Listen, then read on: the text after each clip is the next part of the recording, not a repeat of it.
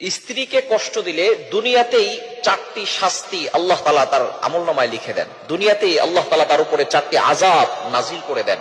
এজন্য স্ত্রীর সাথে সবসময় ভালো ব্যবহার করার চেষ্টা করবেন। একজন স্ত্রী কিন্তু তার সবকিছু ছেড়ে দিয়ে তার স্বামীর ভালোবাসায়, তার মা, তার বাবা, তার ভাই, তার বোন, তার আত্মীয় স্বজন, তার প্রিয় বিছানা, প্রিয় বাড়ি সবকিছু ছেড়ে দিয়ে একজন অপরিচিত মানুষের সাথে চলে আসে। এই জন্য ওই স্ত্রীকে কদর করতে অবশ্যই শিখতে হবে। কিন্তু অনেক পুরুষ আছে স্ত্রীকে কাজের বুয়া মনে করে। মনে রাখবেন, আপনার স্ত্রী কিন্তু কাজের বুয়া নয়। আপনার স্ত্রীর অধিকার আছে, আপনার স্ত্রীরও সম্মান রয়েছে। অনেক স্বামী আছে স্ত্রীকে রেসপেক্ট দিয়ে কথা বলে না। এজন্য অবশ্যই এই বিষয়গুলো খেয়াল করা দরকার। আল্লাহ তাআলা নিজেই পবিত্র কোরআনুল কারীমের ভিতরে বলে দিয়েছেন, 4 নম্বর পারার 20 নম্বর পৃষ্ঠার 3 নম্বর লাইন, সূরা নিসায় 19 নম্বর আয়াত আল্লাহ বলছেন, ওয়াআশিরুহুন্না বিল মারুফ, you treat your wives well. তোমরা তোমাদের স্ত্রীদের সাথে ভালো ব্যবহার করো, স্ত্রীদের সাথে কখনো খারাপ ব্যবহার করবেন না। যারা স্ত্রীকে কষ্ট দেয়, স্ত্রীকে আঘাত করে, স্ত্রীকে মারধর করে, তারা কিন্তু মূলত পুরুষ নয়, তারা হচ্ছে কাপুরুষ। নবীজি সাল্লাল্লাহু আলাইহি সাল্লামের 11 জন স্ত্রী ছিল, তিনি কখনো কোনো স্ত্রীর উপরে আঘাত করেন নাই। তিনি এমন কোন রিওয়ায়াত পাওয়া যায় না যে নবীজি সাল্লাল্লাহু আলাইহি সাল্লাম কখনো তার স্ত্রীর উপর আঘাত করেছেন। সুতরাং স্ত্রীদের সাথে ভালো ব্যবহার করবেন।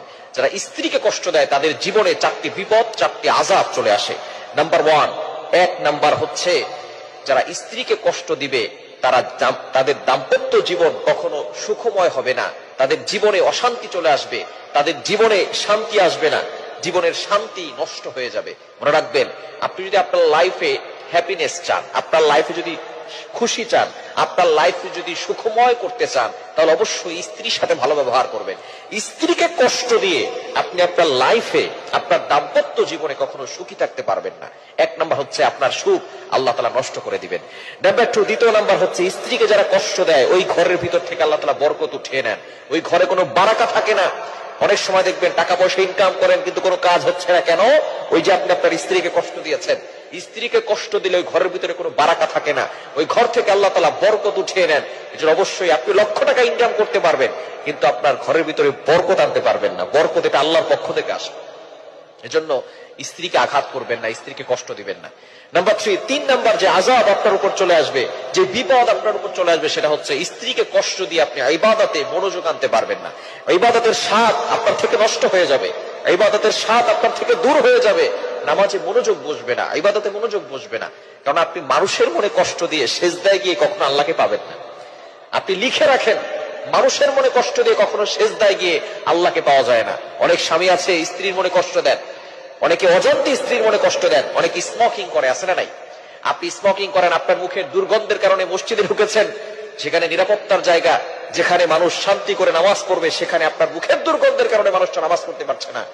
তো মুখের দুর্গন্ধের কারণে যদি একজন পাশের মানুষ নামাজ পড়তে না পারে, আপনি যখন আপনার স্ত্রীর কাছে যান, সেই স্ত্রী আপনার মুখের দুর্গন্ধের কারণে সে সেখানে থাকতে পারে না, কিছু বলতেও পারে না, সহ্য করতে পারে না, কষ্ট হয় কি হয় না? সুতরাং স্ত্রীকে এভাবে কষ্ট দিবেন না। স্ত্রীকে আঘাত করে, স্ত্রীকে মানসিক চাপ দিয়ে কখনো কষ্ট দিবেন না, তাহলে আপনার ইবাদতের স্বাদ নষ্ট হয়ে যাবে।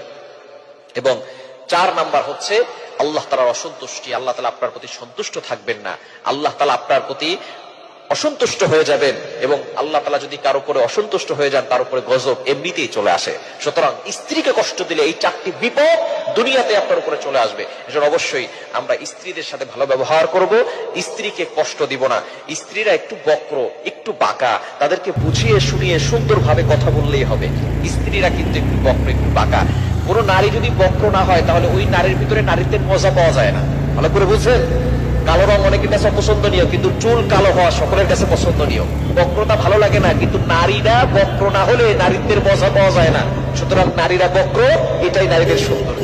এজন্য নারীদের সাথে বুঝিয়ে শুনিয়ে কথা বলবেন, নারীদেরকে